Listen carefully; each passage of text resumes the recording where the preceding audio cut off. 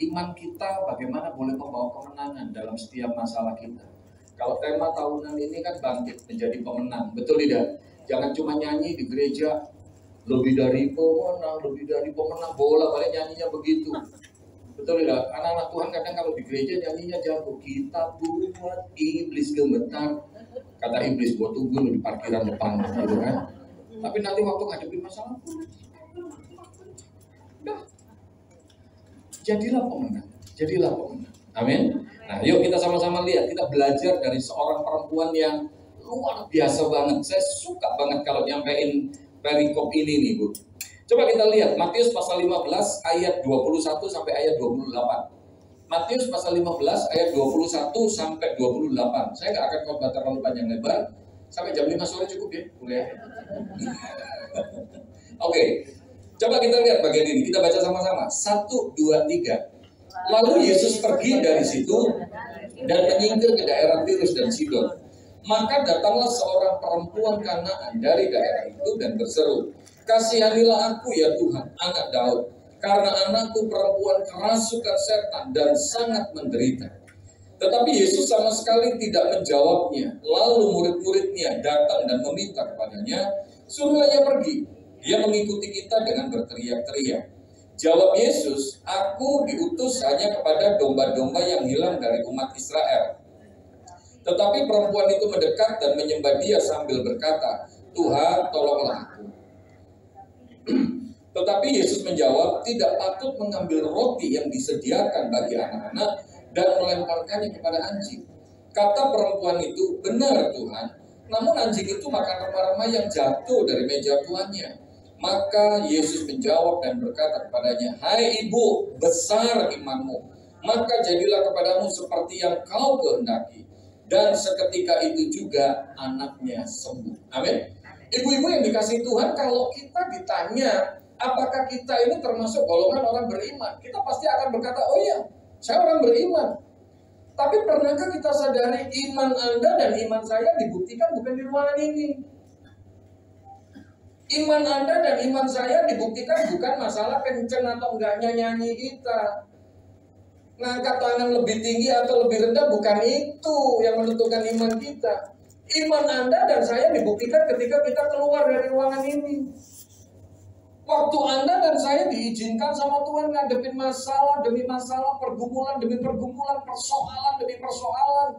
Yang kadang-kadang masalah itu bisa terjadi overlapping, tumpang tindih. Bu, di situ iman kita diuji sama Tuhan. Di situ apakah kita mampu jadi pemenang atau tidak? Amin. Ini ngomong direkam nggak, Mas? Direkam nggak, Mas? Hah? Enggak ya? Nah, Bu, mari kita sadari. Kalau kita berkata bahwa kita ini orang beriman, apa buktinya? Ketika kita berkata kita ini orang beriman, kita perlu buktikan. Betul tidak? Nah, mari kita belajar dari hidup perempuan ini. Saya nggak akan terlalu panjang lebar. Ada 3 poin yang ingin saya bagikan. Nanti poin 2 ini saya bagi 3 lagi gitu. 2A, 2B, 2C gitu ya. Ini jangan sampai keliru. Ntar ujian negara keluar soalnya, jangan sampai nggak lulus. Betul tidak? Yang pertama, coba kita lihat ayat 21 dan 22. Ayat 21 dan 22. Kita lihat bagian itu. Lalu Yesus pergi dari situ dan menyingkir ke daerah Tirus dan Sidon. Oke. Maka datanglah seorang perempuan Kanaan. Kalau di dalam bagian ini disebutin perempuan Kanaan. Ini perempuan Yunani. Ya. Kalau di Injil Markus, kalau Anda baca di sana, di Injil Markus pasal 7, disebutkan di sana itu perempuan Yunani, perempuan Siro-Fenisia. Jadi supaya nggak bingung, saya jelasin gitu.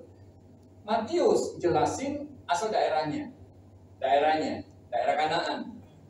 Sementara Markus menjelaskan sukunya. Jadi contohnya, maka datanglah perempuan Medan. Itu kalau di Injil Matius. Kalau di Injil Markus, maka datanglah perempuan Batak. Nah, maksud saya. Jadi yang dimaksud orang yang sama. Mereka ini termasuk orang Siro-Fenisia, termasuk orang Kanaan. Jadi bukan orang Israel.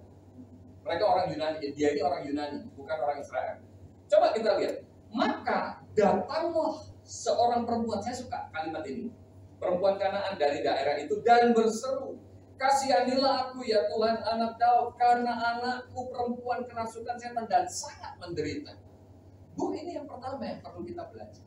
Kalau kita ini berkata bahwa kita orang yang beriman kepada Tuhan. Pertanyaannya, waktu kita diterpa badai masalah, waktu kita diterpa badai pergumulan dalam hidup kita, yang kita cari siapa? Yang kita cari siapa? Cius. Yang kita cari siapa?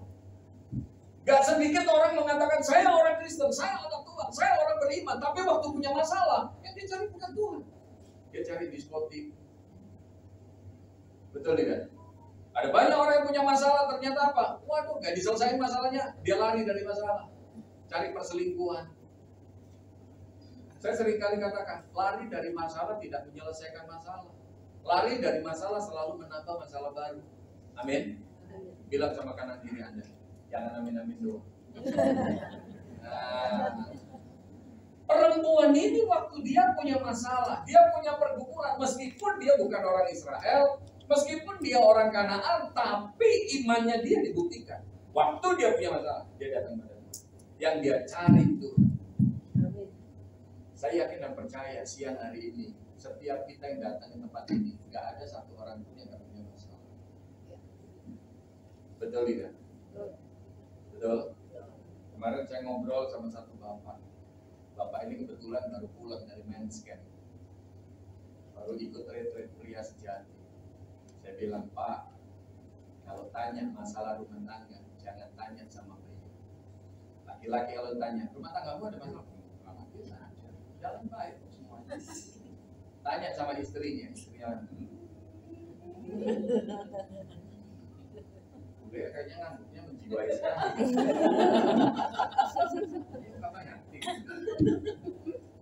Bu, mungkin hari ini kita lagi ngalamin masalah-masalah tertentu. Mungkin hari ini bisa jadi ada pergumulan-pergumulan tertentu yang Anda nggak bisa ungkapkan sama orang lain. Mungkin dekat sama teman, akrab sama teman, hari bisa ngafe bareng segala macam. Tapi bisa jadi ada hal-hal tertentu Anda nggak bisa ungkapkan. Kalau engkau orang beriman, datang cari Tuhan. Datang cari Tuhan. Saya sama istri saya boleh dikatakan kita ini ngalamin badai bertubi-tubi banget. Dimulai dari 2019 ngalamin badai, jebret, dan akhirnya apa? 2020 pandemi. Semua jadwal khotbah cancel dari mulai Maret sampai September. Ibu-ibu bisa bayangin, istri saya nggak kerja, saya punya 3 anak yang harus sekolah. Kita sampai bayar kontrakan rumah aja duitnya kurang, kita nggak tahu lagi mesti gimana. Bayar sekolah anak nggak bisa, terus bayar kontrakan rumah kita juga bingung. Awalnya ngambil dari tabungan sampai nggak tahu lagi, nggak ada yang diambil lagi. Sampai saya putuskan dulu anak-anak sekolah keluarin aja, karena kita nggak ada biaya.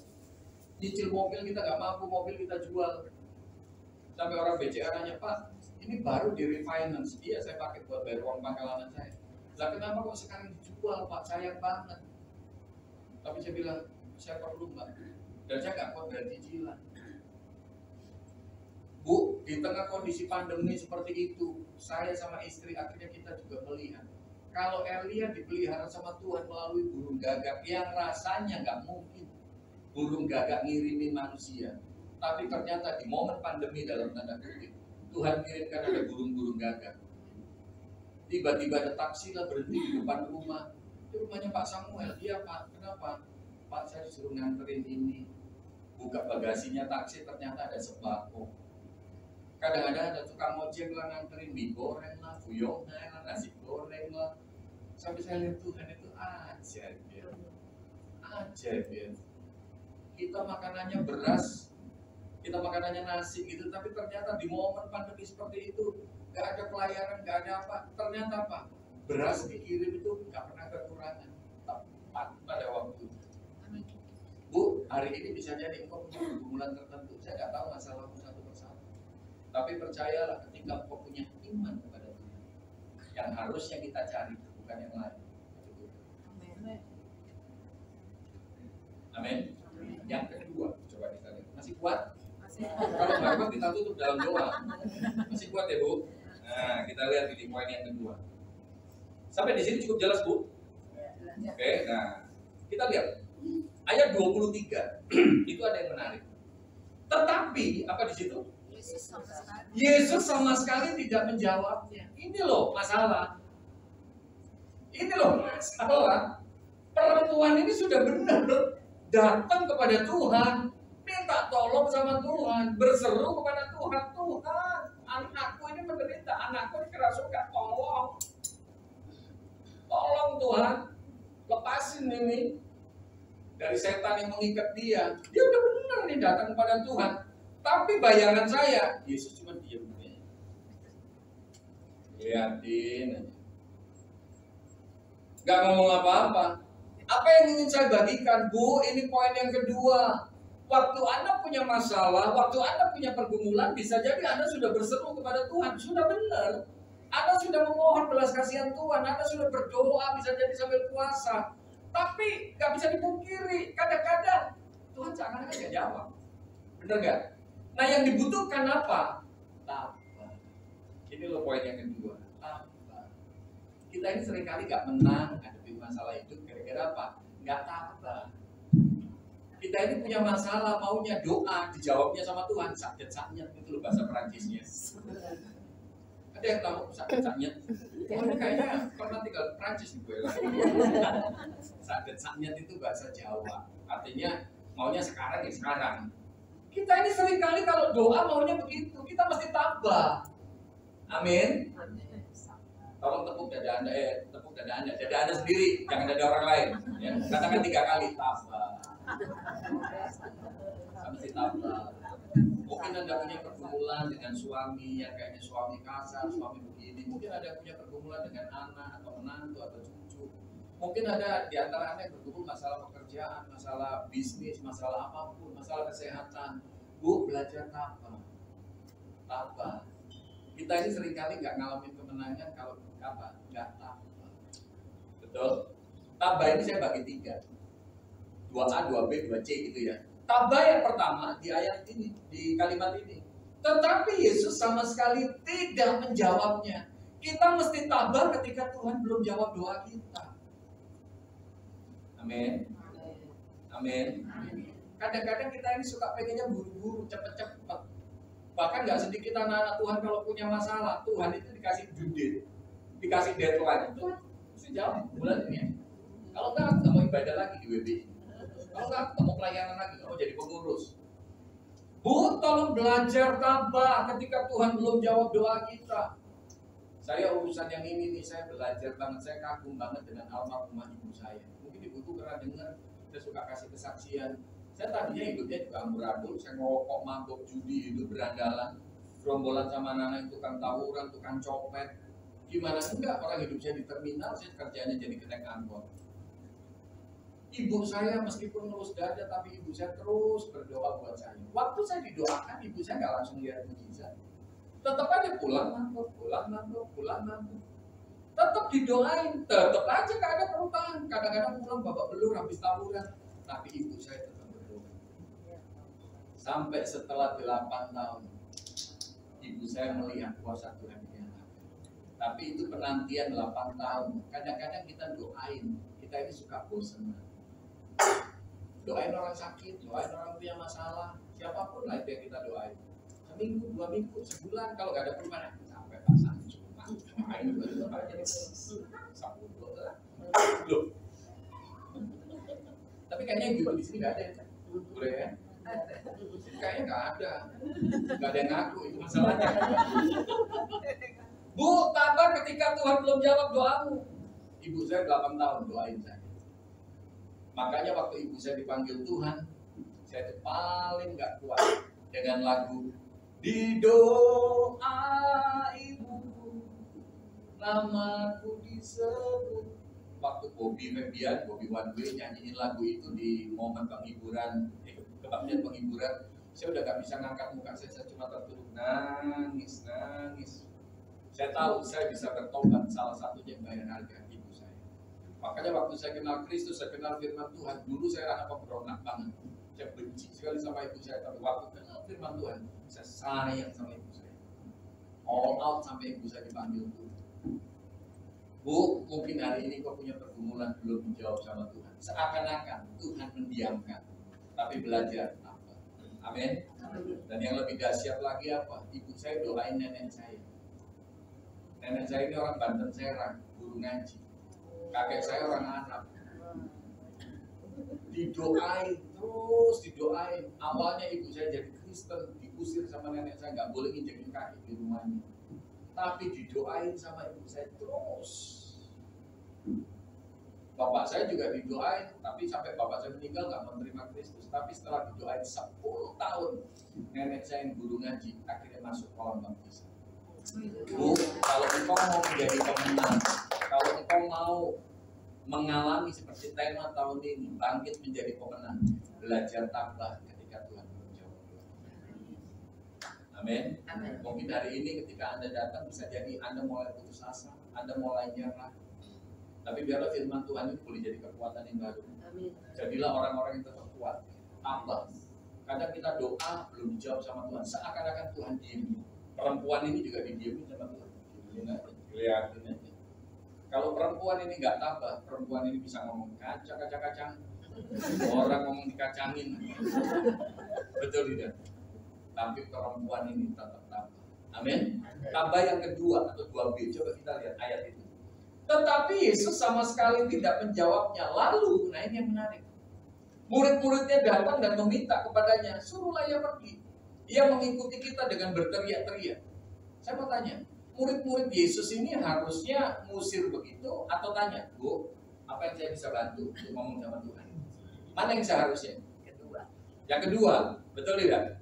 Harusnya kan, Bu, apa yang saya bisa bantu untuk ngomong sama Tuhan? Tapi justru sebaliknya, Guru, suruh perempuan ini pergi. Rese ini perempuan dari tadi teriak-teriak melulu.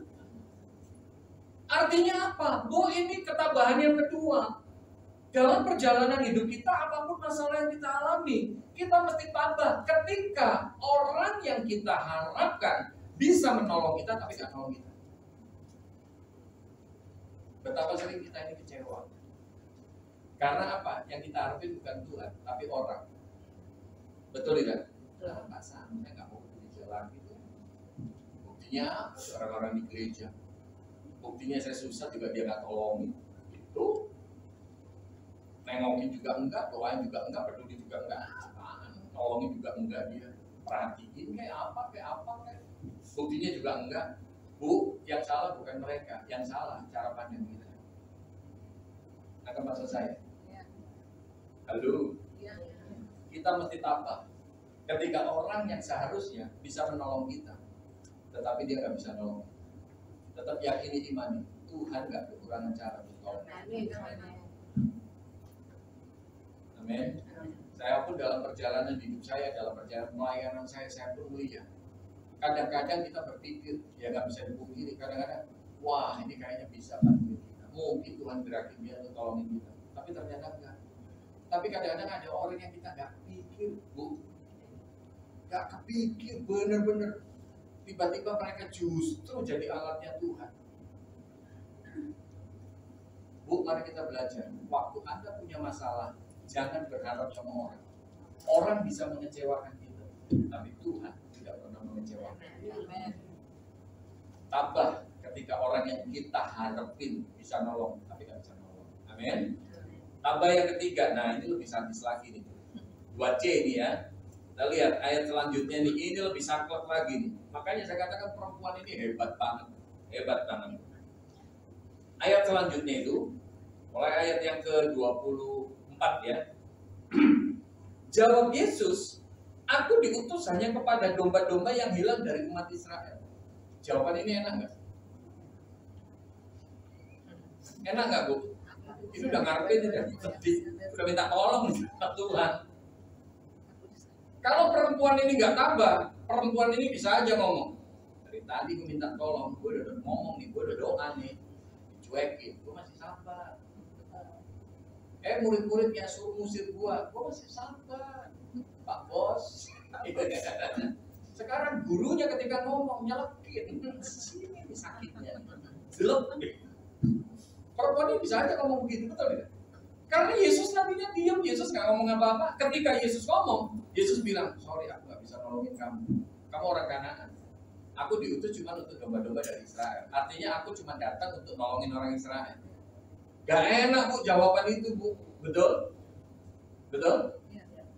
Kalau perempuan ini putus asa, lari dari Tuhan bisa aja. Tapi apa yang dilakukan? Oh ini dahsyat. Makanya saya bilang imannya perempuan ini dahsyat sekali. Dan Injil Matius mengungkapin ini lebih bagus daripada Injil Markus. Jadi ini naluri keibuan itu diungkapin banget sama Matius. Ya biasalah ibu-ibu kalau cuma anak sakit, wah bapak masih bisa tidur dengkur. Tapi ibu-ibu nggak bisa tidur itu, betul tidak? Nah di sini naluri keibuan itu, hati seorang ibu itu Matius ini mengungkapin bagus banget. Nah kemudian dikatakan apa? Tetapi perempuan itu mendekat dan menyembah dia sambil berkata, Tuhan tolonglah aku. Loh ini kan udah lebih benar kan? Udah dibilang sorry aku gak bisa nolongin kamu karena aku cuma untuk orang Israel nih. Tapi dia gak pergi, malah makin dekat sama Tuhan.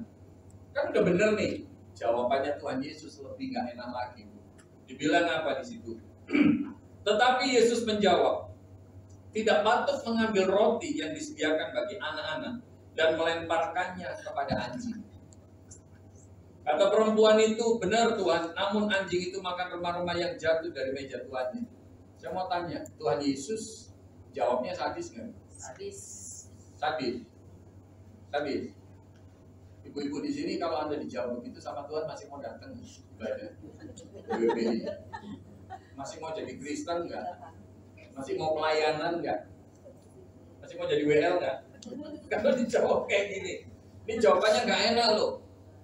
Yesus berkata, roti yang mestinya dikasih buat anak gak patut dilemparkan buat anjing. Kesimpulannya perempuan ini dianggap anjing. Supaya kita gak berpikir, oh Tuhan Yesus kayaknya gak menghargai perempuan ya. Kok kayaknya sadis banget sih Tuhan Yesus ngomong, kok tega banget sih. Kok gak ada perasaannya banget Tuhan Yesus ngomongin begitu. Kalau kita tahu latar belakangnya, kita akhirnya memandangnya normal. Bu, Yesus ngomong begitu karena dia menempatkan dirinya sebagai orang Yahudi. Bangsa Yahudi itu bangsa yang sombong sekali. Karena ngerasa umat pilihan Allah. Bangsa Yahudi itu gak mau kumpul sama orang lain yang bukan Yahudi asli. Contohnya kayak perempuan Samaria yang ketemu di Yohanes pasal 4. Anda kalau lihat, justru perempuan itu yang pasang barrier. Waktu Yesus bilang, bagi air dong, perempuan itu kan yang ngomong, kamu kan orang Yahudi. Orang Yahudi kan gak ngomong sama orang Samaria. Nah, perempuan itu malah pasang barrier kan, betul tidak? Karena apa? Orang Yahudi gak mau kumpul sama orang Samaria. Dianggapnya itu udah kawin campur, udah gak murni Yahudi. Gak level. Buah apel di air payau, gak level lah ya gitu. Makanya Yesus minta air sama perempuan Samaria. Perempuan Samaria kaget, bukan orang Yahudi. Kok minta air sama aku? Nah di sini juga sama. Yesus menempatkan dirinya sebagai orang Yahudi, sebagai bangsa Yahudi. Ini orang Kanaan. Gambarannya, yang Yesus katakan roti itu adalah anugerah Tuhan, pengampunan, keselamatan, segala macam itu digambarkan roti. Anak itu adalah gambaran bangsa Israel sebagai umat pilihan. Anjing itu digambarkan sebagai bangsa yang di luar bangsa Yahudi. Makanya jangan kaget kalau kita suka dengar tuh. Saya suka ngomong, jangan tuh orang Kristen, najis. Jangan kaget. Karena budaya di Timur Tengah itu begitu, kalau di luar golongannya bisa jadi dianggapnya kafir atau apa begitu. Nah Yesus menempatkan dirinya sebagai orang Yahudi. Maka maksud saya, jadi Yesus memberikan gambaran anugerah Tuhan yang digambarkan roti ini mestinya dikasih buat anak, yaitu bangsa Israel.